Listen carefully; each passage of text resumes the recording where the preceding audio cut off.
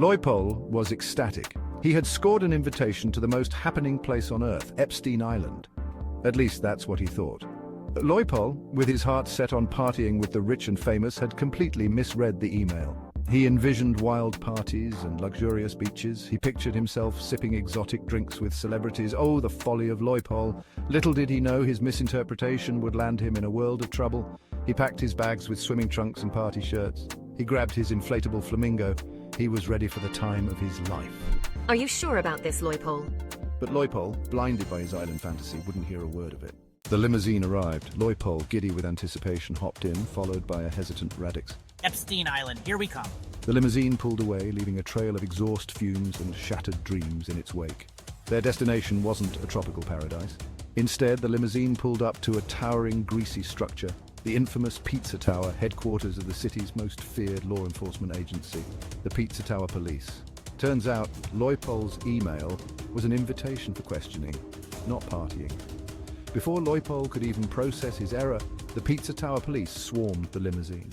The inside of the Pizza Tower jail was grimy and smelled strongly of pepperoni and regret. Loypoll and Radix found themselves sharing a cell with a snoring giant named Big Salami. Despair sunk in as they realized the gravity of their situation. We need to get out of here, Radix, whispered Loypoll, his voice trembling. Radix, ever the resourceful one, had already begun studying their surroundings. He noticed a loose brick in the wall and a rusty old spoon lying beneath their bunks. Don't worry, Loypoll. I have a plan. Section 4, Breakout. Night fell. Big Salami's snores echoed through the cell block, providing the perfect cover for their escape. Radix, using the spoon he'd sharpened against the rough concrete floor, chipped away at the mortar around the loose brick. Hour after hour they worked, their hopes rising with each falling crumb. Finally, the brick gave way, revealing a narrow passage behind it. Freedom awaits! They squeezed through the opening. The darkness ahead thick with uncertainty. The escape tunnel, reeking of stale pizza dough, was a claustrophobic's nightmare.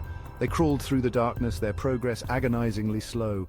Section 5, Freedom's Embrace. Suddenly they burst into the cool night air. Freedom! The taste of it was sweeter than a pineapple-topped pizza.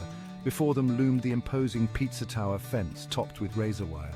Radix whispered, pulling out a pair of wire cutters he'd found. S2, don't worry. Minutes later they were through, scrambling towards the shadowy forest at the edge of the compound. Loypoll could almost taste the salty air of freedom, feel the sand between his toes. Their escape seemed imminent. They had almost made it. Section 6, a tragic end, but their triumph was short-lived. A booming voice shattered the silence.